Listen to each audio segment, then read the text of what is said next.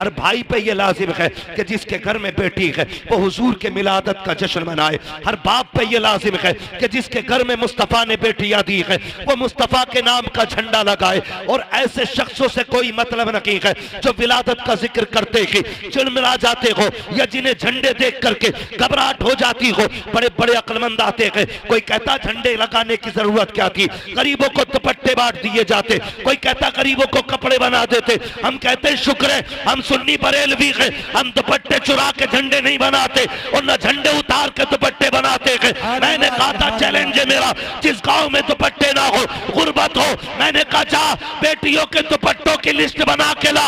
हम वो सुन्नी है जो झंडे भी लगा के दिखाएंगे और गरीबों को दुपट्टे भी उड़ा के दिखाएंगे। नारे तकबीर, नारे रिसालत, उलमाए अहले सुन्नत, मसलके आला हजरत मुफ्ती हम्माद रजा साहिब किबला। नारे तकबीर, नारे रिसालत, सुभान अल्लाह, सुभान अल्लाह। हर मुसलमान के दरवाजे पे झंडा होना चाहिए हुजूर के नाम का। झंडे का मतलब क्या है आप अंदाजा लगाइए। मुझे एक बात बताओ, सिंपल सी बात, सिंपल सी बात। साइकिल का झंडा किसी की चौखट पे लगाओ, लोग कहते हैं बंदा समाजवादी का है। पंजे का लगाओ, लोग क्या कहते हैं, कांग्रेस का बंदा है। ठीक है ना भाई, बोल सकते हो तो बोलो भाई, है ना। और अगर कमल के फूल का लगाओ, बंदा बीजेपी का है। हाथी का लगाओ, बसपा का, है ना। तो जिसका झंडा होता बंदा उसी का समझा जाता है। मैं कहता हूं 12वीं का झंडा लगाओ, फरिश्ते भी कहेंगे गुलाम मदीने वाले का। सुभान अल्लाह, सुभान अल्लाह, है ना। तो झंडे पहचान होते हैं भाई। मुसलमान हो और 12वीं में झंडा ना लगाए, फिर तो वो अपने आप से पूछे ईमान अंदर है कि नहीं, सुभान अल्लाह, है कि नहीं भाई। हम शुक्र अदा करते हैं अल्लाह ने हुजूर की उम्मत में पैदा किया है। और हमारा नबी कमजोर नहीं है, इतना ताकतवर है कि उंगली उठा दे तो डूबा हुआ सूरज पलटा दे। सुभान अल्लाह। हम लावारिस नहीं है, हमारा वारिस वो पैगंबर है जो उंगली घुमा दे तो चांद के 2 टुकड़े कर देता है। अल्लाह ने इतनी अजमतों वाला नबी अता फरमाया है जो कह दे तो पत्थर बोलने लगते हैं, कह दे तो पत्थर बोलने लगते हैं। हाँ, मुट्ठी में अबू जहल की कंकरों ने कलमा पढ़ा के नहीं। एक देहाती आया, कहने लगा मैं आपका कलमा पढ़ लूंगा, बस इतना करके दिखाओ, ये जो दरख्त है ना इसे बुला के दिखाओ। हुजूर ने फरमाया मुझसे क्या कहलवा रहा है, जा तू खुद जाके कह दे तुझे हुजूर बुला रहे हैं। सुभान अल्लाह। मैं कहूं तो अलग बात है, जा तू जाके कह। उसने जाके कहा तुझे वो बुला रहे हैं, वो बुला रहे हैं, वो बुला रहे हैं, वो जो खड़े हैं वो बुला रहे हैं। जलन भी बहुत होती, लोग कभी कभी नाम नहीं लेते, कह रहे वो बुला रहे हैं। पत्थर उसने, पेड़ ने सुना, इधर हिला उधर उड़ा, अपनी जड़ें समेटी, उखेड़ के चलता हुआ हुजूर के कदमों में आ गया। सुभान अल्लाह। सलाम किया और सलातो सलाम पढ़ के ना हुजूर ने फरमाया बता वापस भेज दूं। उसने कहा भेज भी देंगे। हुजूर ने फरमाया जा जहां से आया वहीं चला जा। सुभान अल्लाह। तो जैसा आया था वैसे ही चलता हुआ वापस पहुंच गया, है ना। तो हमारे नबी को अल्लाह ने इतनी ताकत अता फरमाई है, वो कह दें तो दरख्त चलने लग जाते हैं। बेशक। और यकीन करें कि हुजूर ने मुंतखब किया था गुर्बत को, मुंतखब किया था गुर्बत को। वो चाहते थे गरीब बन के रहना, वरना आला हज़रत फरमाते मालिके कौनैन हैं, को पास कुछ रखते नहीं, 2 जहां की नेमतें हैं उनके खाली हाथ। सुभान अल्लाह। वो तो चाहते थे, आप अंदाजा लगाइए। हजरत आमीना के घर सरकार जलवा कर हो रहा है। किसके घर? आमीना की। जोर से हजरत आमीना। नबी की अम्मी का नाम क्या? हजरत आमीना। आप भी बोल सकते हैं अगर जलसे में ही है तो, है ना। वरना यहाँ कोई वोटिंग शोटिंग नहीं है, यहाँ कोई पार्टी बंदी नहीं है। अली वाले जहां बैठे वहीं जन्नत सजा बैठे। सुभान अल्लाह। है ना। तो नबी की अम्मी का नाम क्या? हजरत आमीना। आमीना। हजरत आमीना के घर हुजूर जलवगर हो रहे हैं। और हजरत हलीमा कबीले बनु साद में कबीले बनु साद का फासला काफी है मदीने शरीफ से। जो लोग गए हैं या जाते हैं उन्हें पता है काफी फासला है। इधर हुजूर जलवागर हुए, उधर हजरत हलीमा सादिया ने ख्वाब देखा कि कोई आया, हाथ पकड़ा, एक नदी के किनारे ले गया और एक प्याला उस नदी से भर के दिया। कहती मैंने एक घूंट पिया, मेरे दुख भी खत्म हो गए, मेरी बीमारियां भी खत्म हो गई। सुभान अल्लाह। और फिर उस हाथ पकड़ने वाले ने कहा हलीमा जानती है मैं कौन हूं? कहा जी नहीं। कहा मैं तेरा वो सब्र हूं जो तूने मुसीबत में भी रखा था। मैं तेरा वो सब्र हूं जो तूने मुसीबत में भी मुझे नहीं छोड़ा। कहा कौन सा सब्र? के फाके आए तब भी तूने सब्र से काम लिया, बीमारी आई तब भी तूने सब्र से काम लिया। हलीमा मैं तुझे उस सब्र का नतीजा देने के लिए आया हूँ। कहा क्या बात है? कहा हलीमा खुशखबरी तेरे लिए ये है कि तेरे दुख भी खत्म होने वाले हैं, तेरी मुश्किलें खत्म होने वाली है। कहा कहना क्या चाहते हो? कहा वो साथ करीब आ रखी है कि अब तेरी मुश्किलों के दिन जा रहे हैं, अब खुशियों के दिन आने वाले हैं, बरकतों के दिन आने वाले हैं। कहा इतना मैंने सुना है, सुबह उठ के अपने शोहर से कहा था मेरे सरताज औरतें मक्के को जा रही हैं बच्चा लेने के लिए, हम भी चले। कहा किस लिए? ताकि हमें भी कोई अमीर का बच्चा मिल जाएगा, हम उस बच्चे की परवरिश करेंगे, शायद सोना मिल जाए, चांदी मिल जाए, फिर हमारे बच्चों के फाके टूट जाएंगे, हमारे घर का गुजारा होने लग जाएगा। हजरत हलीमा सादिया ने इतनी बात कही। शोहर ने टूटे हुए लहजे में कहा था बताओ तो मेरी शरीक हयात किस चीज से हम जाएंगे मक्का शरीफ? हमारी बीमार भी है, उसका पैर भी टूट गया है, फाकों का आलम ये है कि हमारे बच्चों के फाके हो रखे हैं, बेटियां फाके से है, हमारा बेटा जो है वो जो तुम्हारा दूध पीता है उसका पेट नहीं भर रखा है, बच्चे को कैसे लेकर के आओगी? अगर ले भी आओगी तो परवरिश कैसे करोगी? हजरत हलीमा ने कहा था मेरे सरताज आखिरी चारा ये है कि हमें मक्का जाना पड़ेगा, बच्चा लाना पड़ेगा, वरना हमारे पास जिंदा रहने का कोई चारा नहीं है। इतनी फाका कशी हो गई है कि मौत की कगार पे दुनिया आ गई है। हजरत हारिस ने कहा था जैसे तुम्हारी मर्जी है चलो। हजरत हलीमा सादिया ने अपनी बीमार ऊँटनी को लिया के अपने शोहर को साथ लिया, अपने बच्चे को साथ लिया, बेटियों को घर छोड़ा के और खुद शोहर के साथ मक्का तशरीफ ला रखी है। जो काफिला बनी कबीले बनु साद से चला गए, उसमें 9 औरतें थी, 10वीं हजरत हलीमा सादिया के। जब आपकी सवारी चलते चलते थकी, बैठ गई, हजरत हलीमा कहती है ओ साथियों जरा ठहरो तो सही, मेरी सवारी थक गई है, थोड़ी देर इंतजार कर लो ताकि मेरी सवारी को आराम मिल जाए, फिर मैं भी तुम्हारे साथ चलूंगा। 2-3 मरतबा ऐसा किया। फिर साथ वाली औरतों ने कहा था हलीमा अगर तेरे साथ रुकते रखे तो रास्ते का पानी खत्म हो जाएगा, खाना खत्म हो जाएगा। हलीमा बात ऐसी है या तो साथ चल वरना हमें जाने की इजाजत दे दे। जब काफिले ने पीछे छोड़ने की इजाजत दी है, हजरत हलीमा ने कहा जाओ जा सकती हो। जब कबीला छोड़ के जा रहा है, जब काफिले की 9 औरतों ने हजरत हलीमा को पीछे छोड़ा है, हजरत हलीमा की आंख में आंसू आए और रो के आसमान की तरफ देख के कहा था ए मेरे परवरदिगार इतना तो बता दे जो दौलत के गरीब होते हैं क्या उनके नसीब भी गरीब हुआ करते हैं? मेरे मालिक बता तो सकी क्या मैं इनके साथ मक्के तक जा नहीं सकती हूँ? ये कह के हजरत हलीमा सादिया रोई है। तारीख गवाह है, हजरत हलीमा सादिया पीछे रह जाती है। जब हलीमा सादिया मक्के में जा रही है, जिस वक्त मक्के में दाखिल हो रखी थी, ये 9 की 9 औरतें बच्चे लेकर के वापस निकल रही है। आपके शोहर ने कहा था हलीमा अब जाके क्या करोगी? जितने बच्चे थे ये ले जा रखी है, अब कोई बच्चा की नहीं होगा, क्या किया जाएगा? हजरत हलीमा सादिया ने कहा था यहाँ पे रब का घर भी है, हरम पाक भी है, आए हैं तो खाली नहीं जाना है। हरम शरीफ में हजरत हलीमा सादिया आती है, आने के बाद खिलाफे काबा पकड़ती है और रो के कहती मेरे परवरदिगार मेहरबानी कर ले, मेरे बच्चे फाके से है, मेरा कबीला भूख की कगार पर है, ए मेरे परवरदिगार बड़ी दूर से चल के आई हूँ, मैं तुझसे दरिया नकी मांग रखी हूँ, एक कतरे का सवाल है, परवरदिगार अपनी चौखट से खाली ना लौटाना। जैसी रो के इतना कहा है, गैब से आवाज आई है हलीमा तू तो कतरे की बात कर रही है, हम तेरी झोली में रहमत का समंदर डाल के भेजे। सुभान अल्लाह। नारे तकबीर, नारे रिसालत, मसलके आला हजरत, मसलके आला हजरत, नारे तकबीर।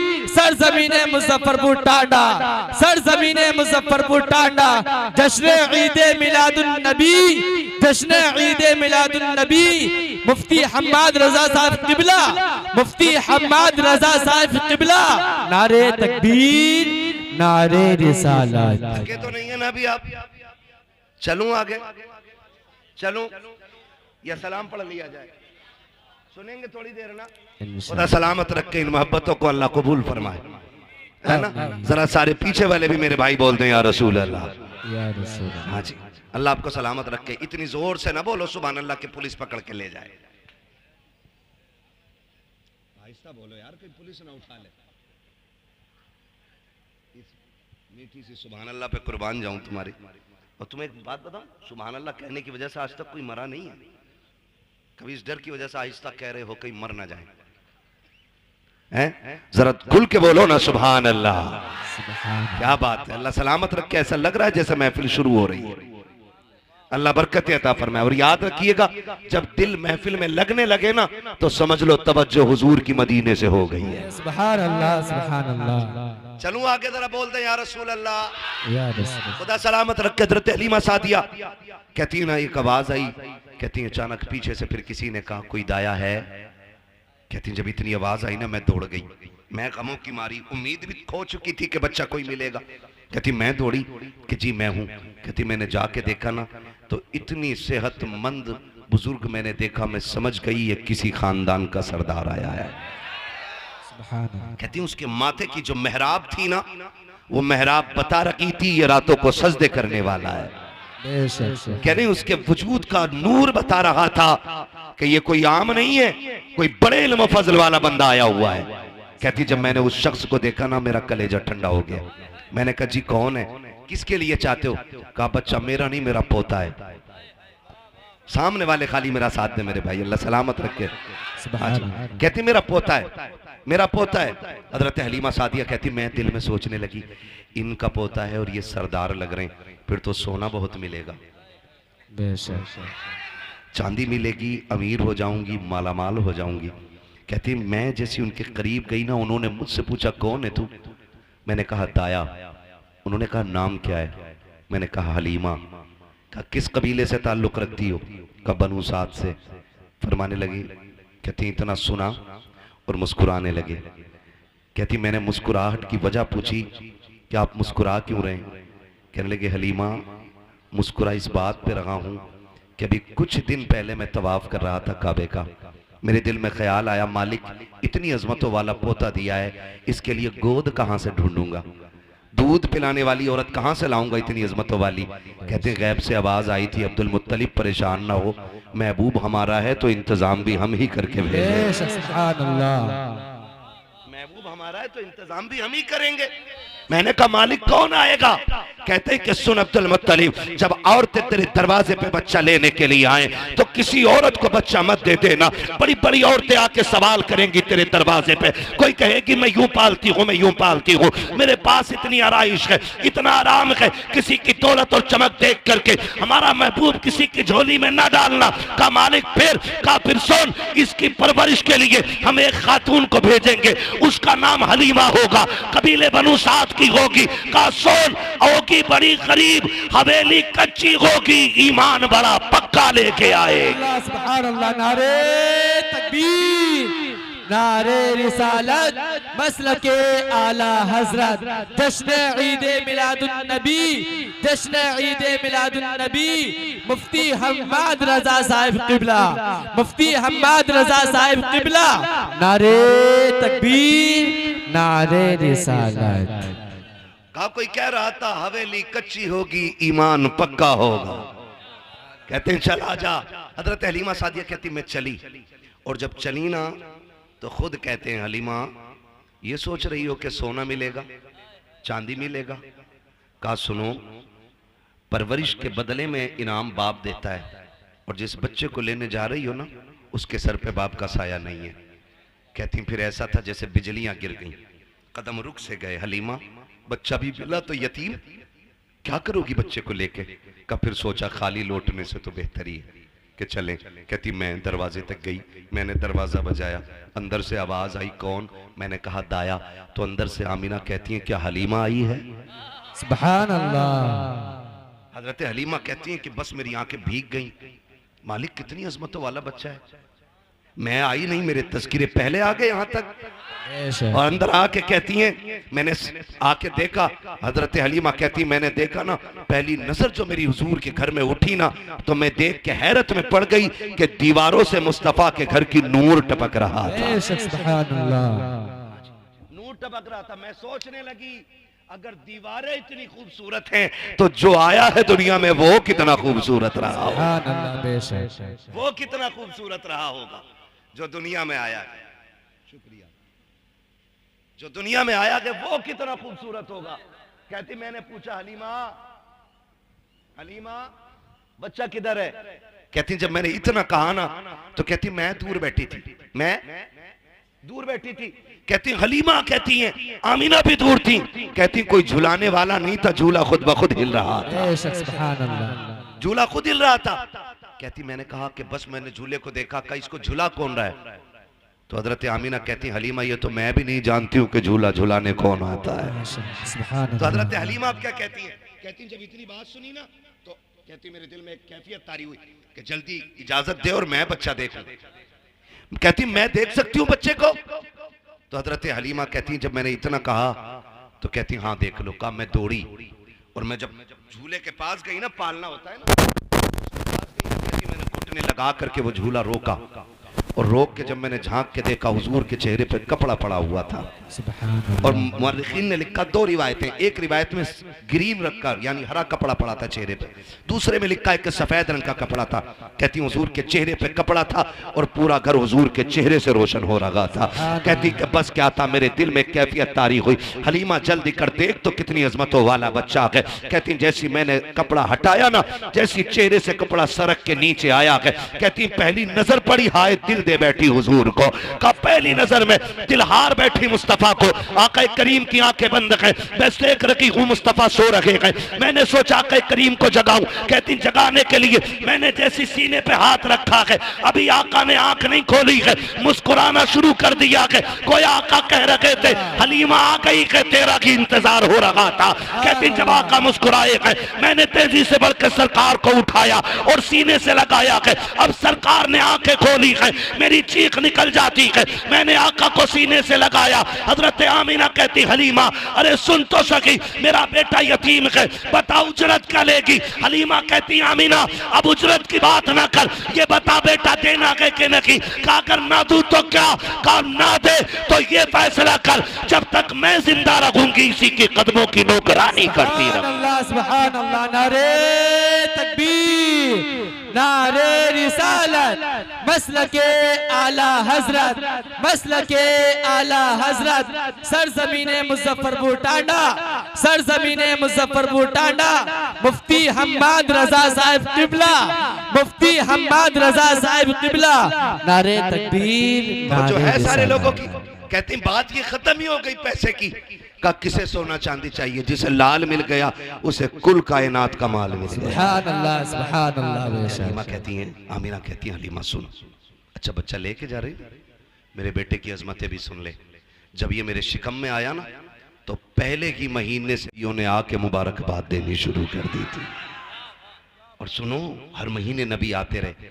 मैंने आदम को भी देखा, मैंने हव्वा को भी देखा, मैंने ईसा की माँ मरियम को भी देखा है, मैंने हजरत ईसा को भी देखा, मैंने इस्माइल की अम्मी हाजरा को भी देखा है, मैंने इब्राहिम को भी देखा, मैंने इस्माइल को भी देखा। कहा तुझे नहीं पता है हलीमा इतनी अजमतों वाला बच्चा है। जब ये मेरे शिकम में आया ना तो जब मैं रास्ते से गुजरती थी ना तो कोई दरख्त ऐसा ना था जो मुझे सजदा ना करता हो, कोई पौधा ऐसा ना था जो मुझे सलाम ना करता हो। हलीमा तुझे क्या बताऊं, अगर मैं चलती थी तो दरख्तों से सलाम की आवाजें आया करती थी। हलीमा इतनी अजमतों वाला बच्चा है, तुझे क्या बताऊं। जब ये जलवागर हुआ ना मैंने देखा मेरे घर में 3 औरतें दाखिल हुई हैं, उनके कद खजूरों जैसे लंबे थे, चेहरे चांद जैसे रोशन थे। उन्होंने आके मुझे मुबारकबादियां दी। मैंने पूछा था आने वाली हो कौन हो, तो उन्होंने ये कहा था मुझे पहचानो मैं आदम की बीवी हव्वा हूँ, दूसरी ने कहा मैं ईसा की माँ मरियम हूँ, तीसरी ने कहा इस्माइल की अम्मी हाजरा हूँ। मैंने कहा आई क्यों हो? कहा तुझे मुबारकबाद देने के लिए आए हैं क्योंकि तू नबियों के इमाम की माँ बनने वाली है। सुभान अल्लाह, सुभान अल्लाह। बेशक लेके तो जा रही है, दुख न देना मेरे बेटे को। हजरत हलीमा कहती इतनी अजमतों वाला बच्चा, सीने से लगाते ही दुख खत्म हो गए, जल्दी लेके चलो ना, मेरा कबीला फाके से मर रहा है, अल्लाह इसके कदमों से फाके दूर करेगा। कहती ना मैं लेके चली तो माँ होती है ना, हजरत हलीमा सादिया, एक ही बेटा हुजूर, एक ही लाल। खुदा की कसम कुल कायनात सैयदा आमिना की गोद में है आज। कुल कायनात, जन्नत भी जिस गोद पे रश्क करती है उस गोद को आमिना की गोद कहा जाता है। हुजूर को लेके बैठी, हजरत हलीमा लेके जब चली ना, फिर कहा ठहर, पता नहीं मुलाकात हो ना हो, एक बार और मेरा लाल दिखा दे। माँ तो माँ होती है ना।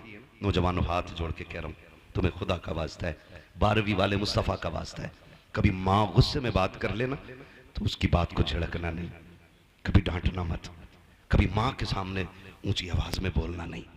इसलिए कि माँ के जो लहजे होते हैं ना सख्त, ये अजाब नहीं, खुदा की रहमत हुआ करती है, खुदा की रहमत होती। मैं इन जवानों की बात ना करूं, इनकी बात ना करूं, भाई की बात ना करूं, आपकी बात ना करूं, मैं तो कहता हूं उस बंदे को उठाओ जिसकी दाढ़ी सफेद हो गई हो और उससे उठा के पूछो क्या तुझे अभी माँ की याद आती है?